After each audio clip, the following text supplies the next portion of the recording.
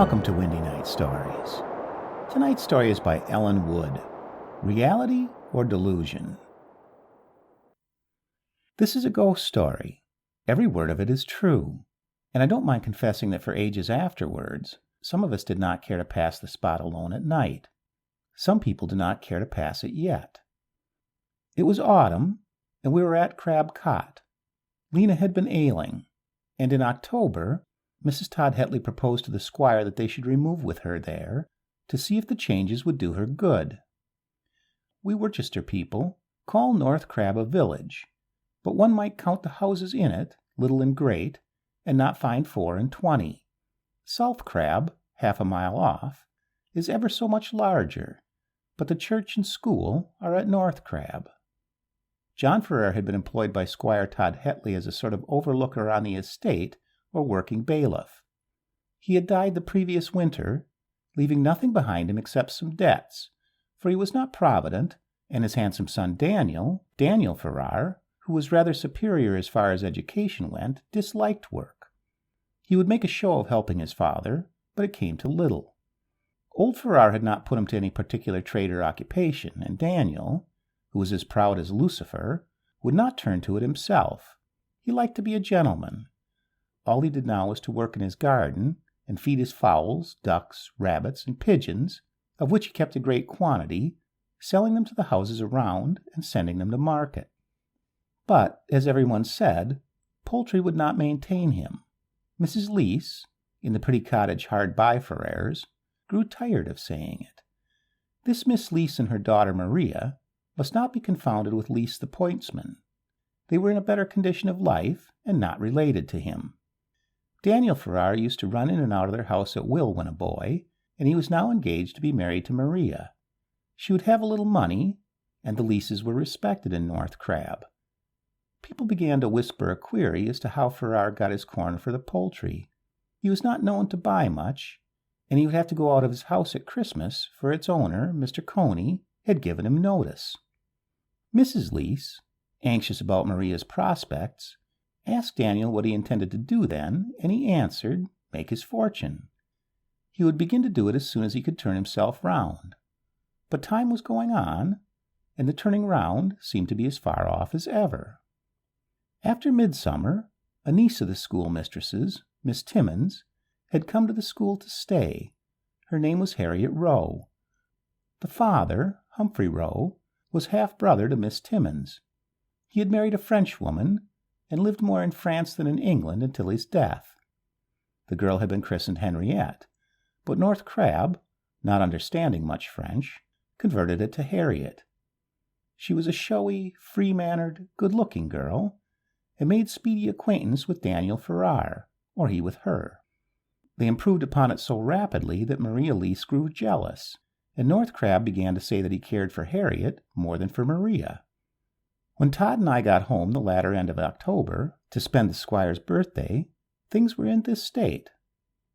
James Hill, the bailiff who had been taken on by the squire in John Ferrer's place, but a far inferior man to Ferrar, not much better, in fact, than a common workman, and of whose doings you will hear soon in regard to his little stepson, David Garth, gave us an account of matters in general. Daniel Ferrar had been drinking lately, Hill added, and his head was not strong enough to stand it, and he was also beginning to look as if he had some care upon him. A nice lot, he, for them 2 women to be fighting for, cried Hill, who was no friend to Ferrar. There'll be mischief between 'em if they don't draw in a bit. Maria Leese is next door to mad over it, I know, and the other, finding herself the best like, crows over her. It's something like the Bible story of Leah and Rachel, young gents. Dan Ferrar likes one, and he's bound by promises to the other. As to the French jade, concluded Hill, giving his head a toss, she'd make a show of liking any man that followed her, she would, 12 of 'em on a string. It was all very well for surly Hill to call Daniel Ferrar a nice lot, but he was the best-looking fellow in church on Sunday morning, well-dressed, too. But his color seemed brighter, and his hands shook as they were raised, often, to push back his hair, that the sun shone upon through the south window, turning it to gold. He scarcely looked up, not even at Harriet Rowe, with her dark eyes roving everywhere, and her streaming pink ribbons. Maria Elise was pale, quiet, and nice, as usual. She had no beauty, but her face was sensible, and her deep gray eyes had a strange and curious earnestness. The new parson preached, a young man just appointed to the parish of Crab. He went in for great observances of saints' days, and told his congregation that he would expect them at the church on the morrow, which would be the feast of All Saints. Daniel Farrar walked home with Mrs. Leese and Maria after service, and was invited to dinner. I ran across to shake hands with the old dame, who had once nursed me through an illness, and promised to look in and see her later. We were going back to school on the morrow. As I turned away, Harriet Rowe passed, her pink ribbons and her cheap gay silk dress gleaming in the sunlight. She stared at me, and I stared back again. And now, the explanation of matters being over, the real story begins. But I shall have to tell some of it as it was told by others. The tea things waited on Mrs. Leese's table in the afternoon, waited for Daniel Farrar. He had left them shortly before to go and attend to his poultry. Nothing had been said about his coming back for tea. That he would do so had been looked upon as a matter of course, but he did not make his appearance, and the tea was taken without him. At 5:30 the church bell rang out for the evening service, and Maria put her things on. Mrs. Leese did not go out at night. "You are starting early, Maria. You'll be in church before other people." "That won't matter, Mother." A jealous suspicion lay on Maria that the secret of Daniel Farrar's absence was his having fallen in with Harriet Rowe, perhaps had gone of his own accord to seek her. She walked slowly along. The gloom of dusk, and a deep dusk, had stolen over the evening, but the moon would be up later. As Maria passed the schoolhouse, she halted to glance in at the little sitting-room window. The shutters were not closed yet, and the room was lighted by a blazing fire. Harriet was not there. She only saw Mrs. Timmins, the mistress, who was putting on her bonnet before a glass propped upright on the mantelpiece. Without warning, Miss Timmins turned and threw open the window. It was only for the purpose of pulling to the shutters, but Maria thought she must have been observed, and spoke. "Good evening, Miss Timmins." "Who is it?" cried out Miss Timmins, in answer, peering into the dusk. "Oh, it's you, Maria Leese. Have you seen anything of Harriet? She went off somewhere this afternoon, and never came in to tea." "I have not seen her." "She's gone to the Batleys, I'll be bound. She knows I don't like her to be with the Batley girls. They make her 10 times flightier than she would be otherwise." Miss Timmins drew in her shutters with a jerk, without which they would not close, and Maria Leese turned away. "Not at the Batleys, not at the Batleys, but with him," she cried, in bitter rebellion, as she turned away from the church. From the church, not to it. Was Maria to blame for wishing to see whether she was right or not? For walking about a little in the thought of meeting them? At any rate, it is what she did, and had her reward, such as it was. As she was passing the top of the Withy Walk, their voices reached her ear. People often walked there, and it was one of the ways to South Crab. Maria drew back amidst the trees, and they came on, Harriet Rowe and Daniel Farrar walking arm in arm. "I think I had better take it off," Harriet was saying. "No need to invoke a storm upon my head, and that would come in a shower of hail from stiff old Aunt Timmins." The answer seemed to be one of quick assent, but Farrar spoke low. Maria Leese had hard work to control herself. Anger, passion, jealousy, all blazed up. With her arms stretched out to a friendly tree on either side, with her heart beating, with her pulses coursing on to fever heat, she watched them cross the bit of common to the road. Harriet went one way then, he another, in the direction of Mrs. Leese's cottage, no doubt to fetch her, Maria, to church, with a plausible excuse of having been detained. Until now she had had no proof of his falseness, and never perfectly believed in it. She took her arms from the trees and went forward, a sharp, faint cry of despair breaking forth on the night air. Maria Leese was one of those silent-natured girls who can never speak of a wrong like this. She had to bury it within her, down, down, out of sight and show, and she went into church with her usual quiet step. Harriet Rowe with Miss Timmins came next, quite demure, as if she had been singing some infant scholars to sleep at their own homes. Daniel Farrar did not go to church at all. He stayed, as was found afterwards, with Mrs. Leese. Maria might as well have been at home as at church. Better perhaps that she had been. Not a syllable of the service did she hear. Her brain was a sea of confusion, the tumult within it rising higher and higher. She did not hear even the text, "Peace, be still," or the sermon, both so singularly appropriate. The passions in men's minds, the preacher said, raged and foamed just like the angry waves of the sea in a storm, until Jesus came to still them. I ran after Maria when church was over, and went in to pay the promised visit to old Mother Leese. Daniel Farrar was sitting in the parlor. He got up and offered Maria a chair at the fire, but she turned her back and stood at the table under the window, taking off her gloves. An open Bible was before Mrs. Leese. I wondered whether she had been reading aloud to Daniel. "What was the text, child?" asked the old lady. No answer. "Did you hear, Maria? What was the text?" Maria turned at that, as if suddenly awakened. Her face was white. Her eyes had in them an uncertain terror. "The text," she stammered. I forget it, Mother. It was from Genesis, I think." "Was it, Master Johnny?" "It was from the 4th chapter of St. Mark. Peace, be still." Mrs. Leese stared at me. "Why, that is the very chapter I've been reading." "Well, now, that's curious. But there's never a better in the Bible, and never a better text taken from it than those 3 words. I have been telling Daniel here, Master Johnny, that when once that peace, Christ's peace, is got into the heart, storms can't hurt us much. And you are going away tomorrow, sir," she added after a pause. "It's a short stay?" I was not going away on the morrow.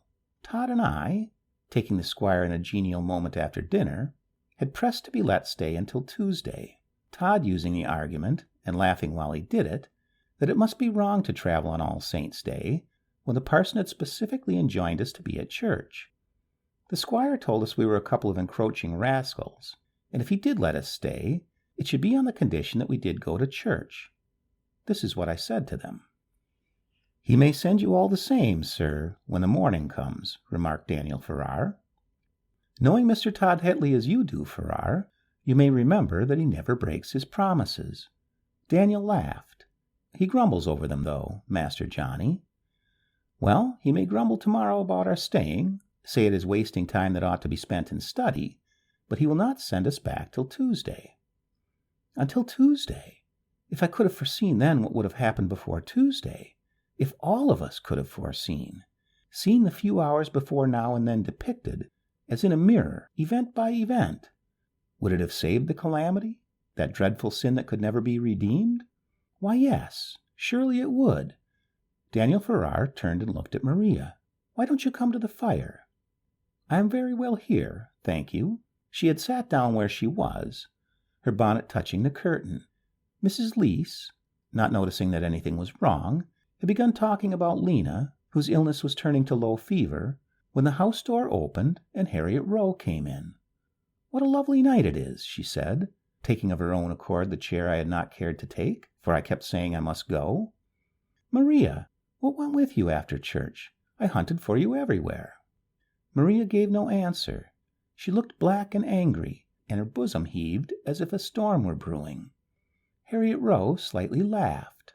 "Do you intend to take holiday tomorrow, Mrs. Leese?" "Me take holiday? What is there in tomorrow to take holiday for?" returned Mrs. Leese. "I shall," continued Harriet, not answering the question. "I have been used to it in France. All Saints' Day is a grand holiday there. We go to church in our best clothes and pay visits afterwards. Following it, like a dark shadow, comes the gloomy jour de mort." "The what?" cried Mrs. Leese, bending her ear. "The Day of the Dead, All Saints' Day. But you English don't go to the cemeteries to pray." Mrs. Leese put on her spectacles, which lay upon the open pages of the Bible, and stared at Harriet. Perhaps she thought they might help her to understand. The girl laughed. "On All Saints' Day, whether it be wet or dry, the French cemeteries are full of kneeling women draped in black, all praying for the repose of their dead relatives, after the manner of the Roman Catholics." Daniel Farrar, who had not spoken a word since she came in, but sat with his face to the fire, turned and looked at her, upon which she tossed back her head in her pink ribbons, and smiled till all her teeth were seen. Good teeth they were. As to reverence in her tone, there was none. I have seen the kneeling when the slosh and wet have been ankle-deep. Did you ever see a ghost? Added she, with energy. The French believe that the spirits of the dead come abroad on the night of All Saints' Day. You'd scarcely get a Frenchwoman to go out of her house after dark. It is their chief superstition. What is the superstition? Questioned Mrs. Leese. Why, that, said Harriet. They believe that the dead are allowed to revisit the world after dark on the eve of All Souls, that they hover in the air, waiting to appear to any of their living relatives who may venture out, lest they should forget to pray on the morrow for the rest of their souls. Well, I never, cried Mrs. Leese, staring excessively. Did you ever hear the like of that, sir? Turning to me. Yes, I have heard of it. Harriet Rowe looked up at me. I was standing at the corner of the mantelpiece. She laughed a free laugh. I say, wouldn't it be fun to go out tomorrow night and meet the ghosts? Only, perhaps they don't visit this country, as it is not under Rome. Now just you behave yourself before your betters, Harriet Rowe, put in Mrs. Leese sharply. That gentleman is young Mr. Ludlow of Crab Cot. And very happy I am to make young Mr. Ludlow's acquaintance, returned easy Harriet, flinging back her mantle from her shoulders. How hot your parlor is, Mrs. Leese. The hook of the cloak had caught in a thin chain of twisted gold that she wore round her neck, displaying it to view. She hurriedly folded her cloak together, as if wishing to conceal the chain, but Mrs. Leese's spectacles had seen it. What's that you've got on, Harriet? A gold chain? A moment's pause, and then Harriet Rowe flung back her mantle again, defiance upon her face, and touched the chain with her hand. That's what it is, Mrs. Leese, a gold chain, and a very pretty one, too. Was it your mother's? It was never anybody's but mine. I had it made a present to me this afternoon, for a keepsake. Happening to look at Maria, I was startled at her face. It was so white and dark. White with emotion, dark with an angry despair that I, for one, did not comprehend. Harriet Rowe, throwing at her a look of saucy triumph, went out with as little ceremony as she had come in, just calling back a general good night, and we heard her footsteps outside getting gradually fainter in the distance. Daniel Farrar rose. I'll take my departure too, I think. You are very unsociable tonight, Maria. Perhaps I am. Perhaps I have cause to be. She flung his hand back when he held it out, and in another moment, as if a thought struck her, ran after him into the passage to speak. I, standing near the door in the small room, caught the words. I must have an explanation with you, Daniel Farrar, now, tonight. We cannot go on thus for a single hour longer. Not tonight, Maria. I have no time to spare, and I don't know what you mean. You do know. Listen, I will not go to my rest, no, though it were for 20 nights to come, until we have had it out. I vow I will not. There. You are playing with me. Others have long said so, and I know it now. He seemed to speak some quieting words to her, for the tone was low and soothing, and then went out, closing the door behind him. Maria came back and stood with her face in its ghastliness turned from us, and still the old mother noticed nothing. Why don't you take your things off, Maria? She asked. Presently, was the answer. I said good night in my turn, and went away. Halfway home I met Todd with the 2 young Lexhams. The Lexhams made us go in and stay to supper, and it was 10 o'clock before we left them. We shall catch it, said Todd, setting off at a run. They never let us stay out late on Sunday evening, on account of the reading. But, as it happened, we escaped scot-free this time, for the house was in a commotion about Lena. She had been better in the afternoon, but at 9 o'clock the fever returned worse than ever. Her little cheeks and lips were scarlet as she lay on the bed. Her wide-open eyes were bright and glistening. The squire had gone up to look at her, and was fuming and fretting in his usual fashion. The doctor has never sent the medicine, said the patient Mrs. Todd Hetley, who must have been worn out with nursing. She ought to take it. I am sure she ought. These boys are good to run over to Cole's for that, cried the squire. It won't hurt them. It's a fine night. Of course we were good for it, and we got our caps again, being charged to enjoin Mr. Cole to come over the first thing in the morning. Do you care much about me going with you, Johnny? Todd asked as we were turning out at the door. I am awfully tired. Not a bit. I'd as soon go alone as not. You'll see me back in half an hour. I took the nearest way, flying across the fields at a canter and startling the hares. Mr. Cole lived in South Crab, and I don't believe more than 10 minutes had gone by when I knocked at his door. But to get back as quickly was another thing. The doctor was not at home. He had been called out to a patient at 8 o'clock and had not yet returned. I went in to wait. The servant said he might be expected to come in from minute to minute. It was of no use to go away without the medicine, and I sat down in the surgery in front of the shelves and fell asleep counting the white jars and physic bottles. The doctor's entrance awoke me. I am sorry you should have had to come over and to wait, he said.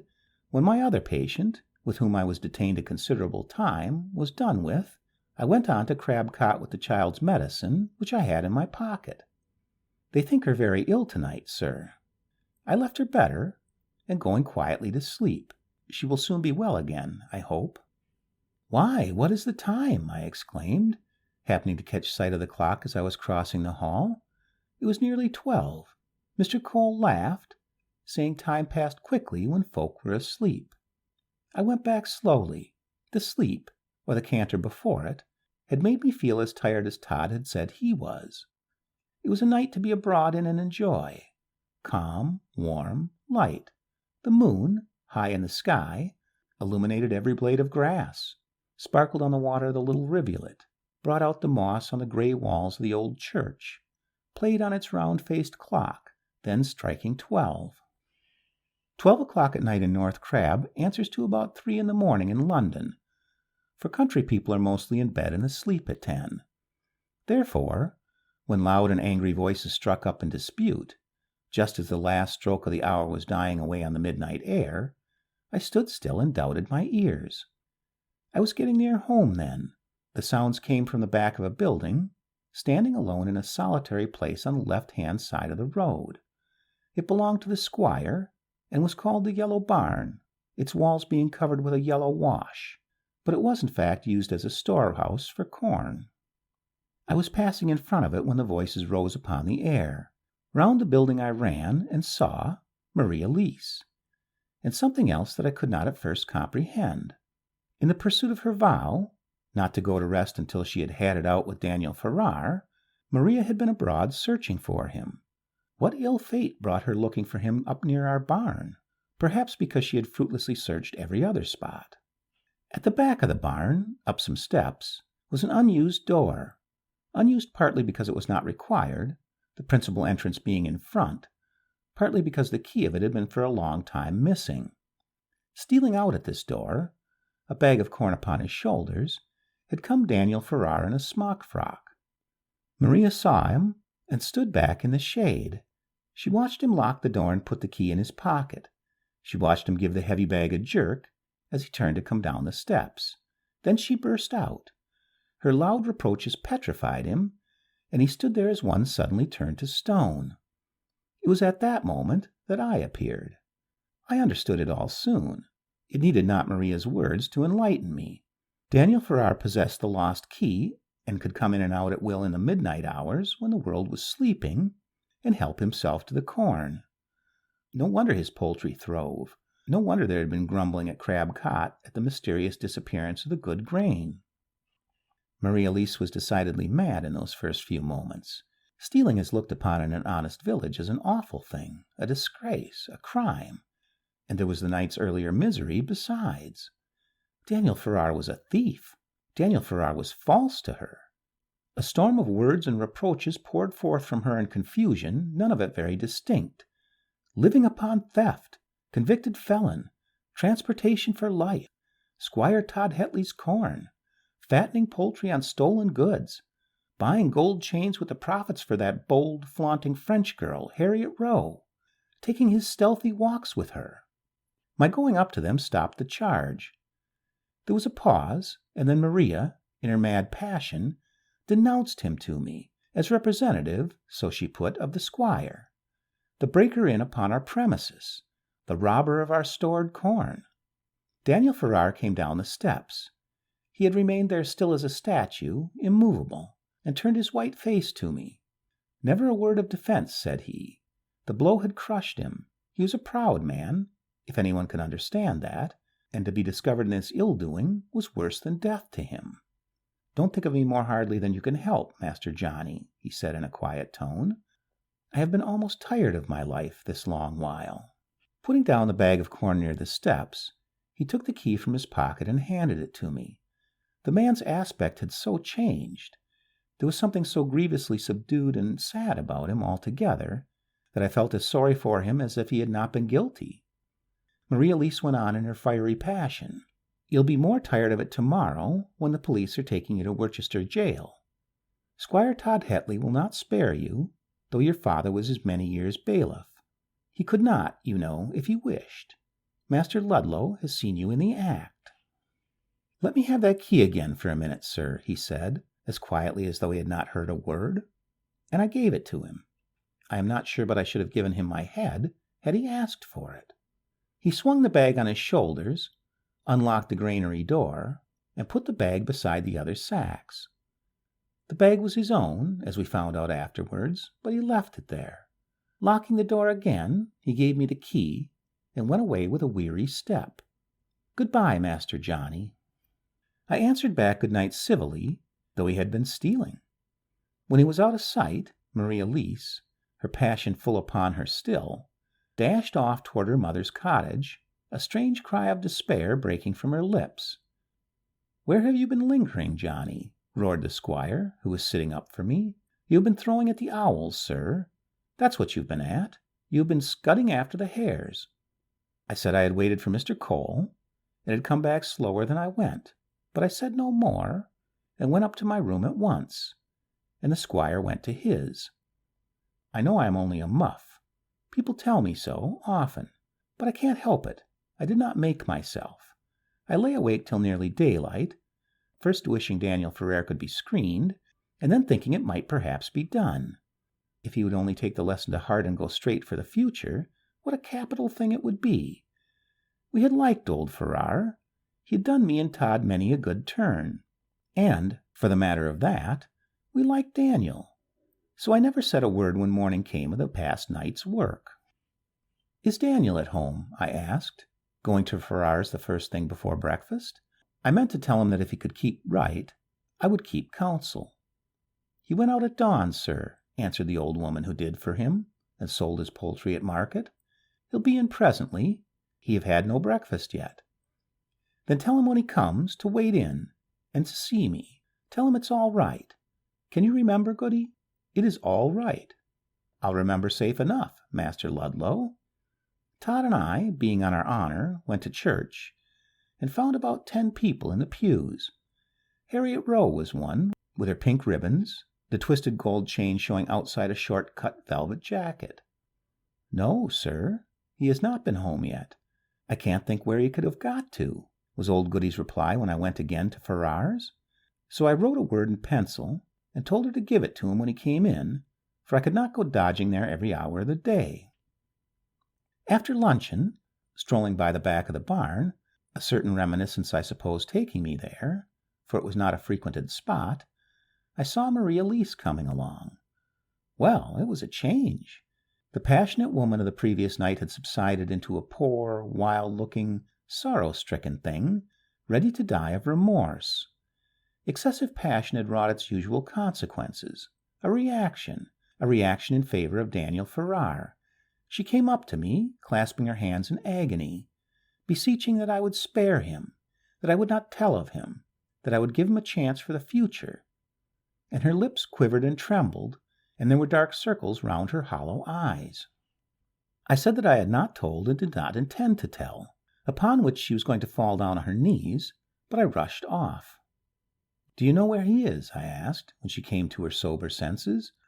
Oh, I wish I did know. Master Johnny, he is just the man to go and do something desperate. He would never face shame. And I was a mad, hard-hearted, wicked girl to do what I did last night.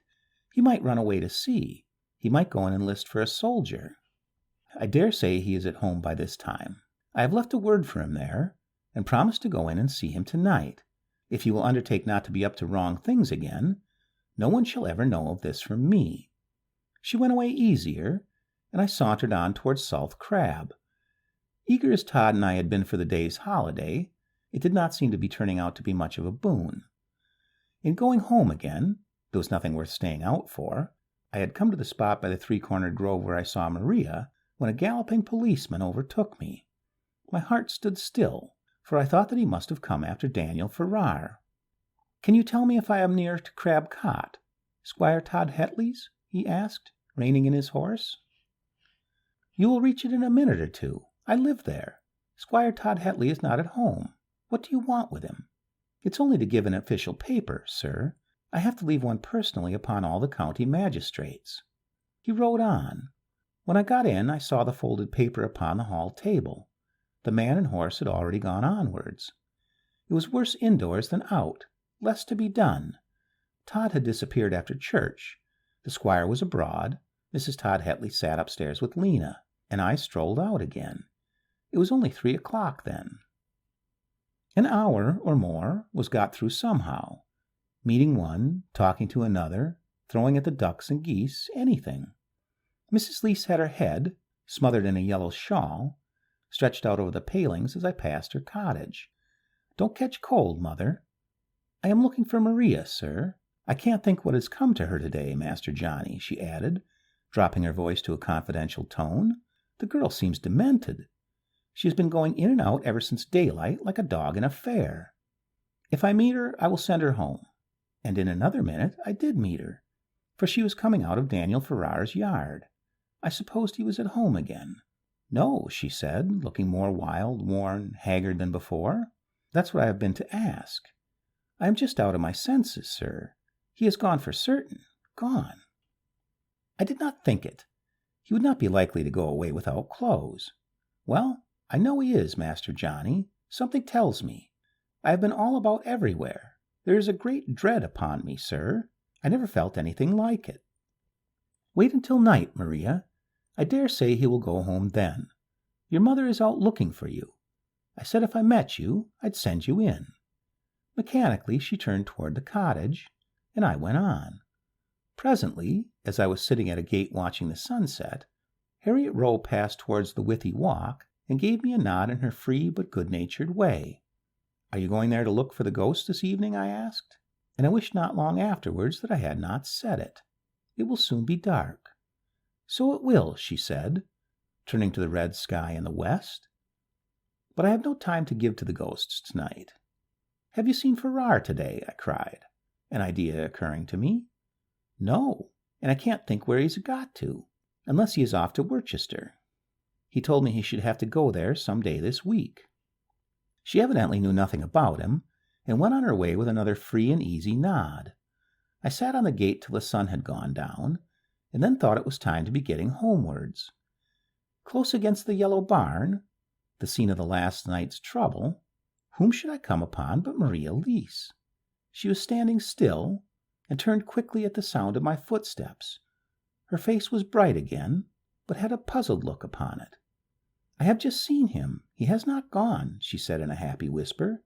"You were right, Master Johnny, and I was wrong." "Where did you see him?" "Here, not a minute ago. I saw him twice. He is angry, very, and will not let me speak to him. Both times he got away before I could reach him. He is close by somewhere." I looked around, naturally, but Farrar was nowhere to be seen. There was nothing to conceal him except the barn, and that was locked up.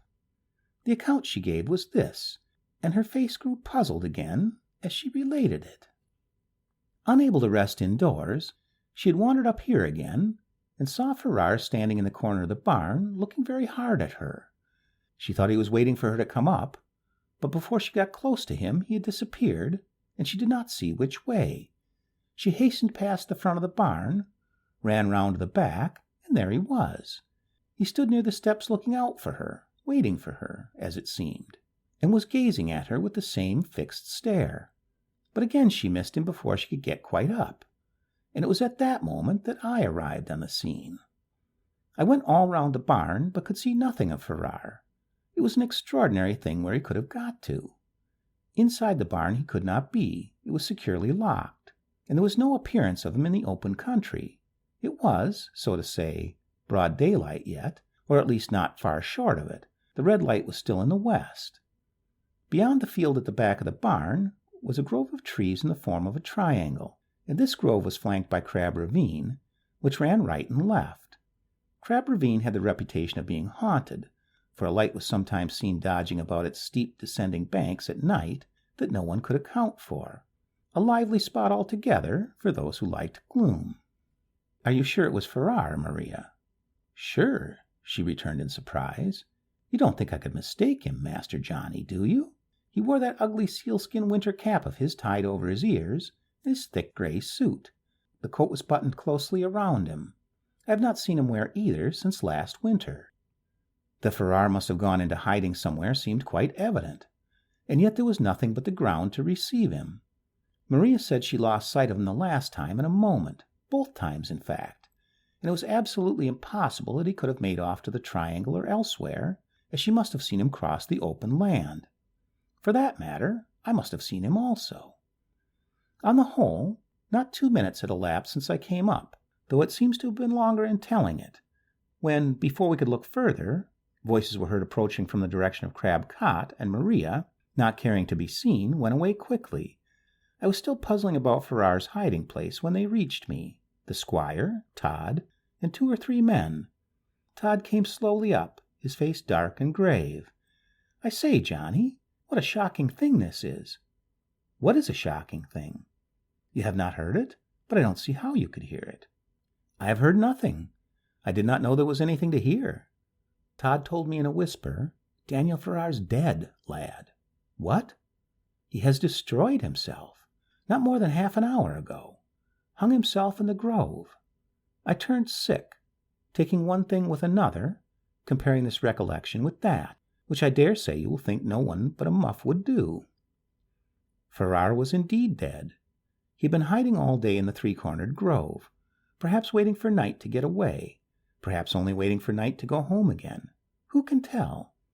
About 2:30, Luke McIntosh, a man who sometimes worked for us, sometimes for old Coney, happening to go through the grove, saw him there and talked with him. The same man, passing back a little before sunset, found him hanging from a tree, dead. McIntosh ran with the news to Crab Cot, and they were now flocking to the scene. When facts came to be examined, there appeared to be only too much reason to think that the unfortunate appearance of the galloping policeman had terrified Farrar into the act. Perhaps, we all hoped it, had scared his senses quite away. Look at it as we could, it was very dreadful. But what of the appearance Maria Lease saw? At that time, Farrar had been dead at least half an hour. Was it reality or delusion? That is, as the squire put it, did her eyes see a real, spectral Daniel Farrar, or were they deceived by some imagination of the brain? Opinions were divided. Nothing can shake her own steadfast belief in its reality. To her it remains an awful certainty, true and sure as heaven. If I say that I believe in it too, I shall be called a muff and a double muff, but there is a stumbling block difficult to be got over. Farrar, when found, was wearing the sealskin cap tied over his ears, and the thick gray coat buttoned up round him, just as Maria Lease had described to me, and he had never worn them since the previous winter, or taken them out of the chest where they were kept. The old woman at his home did not know he had done it then. When told that he died in these things, she protested that they were in the chest, and ran up to look for them, but the things were gone. The end.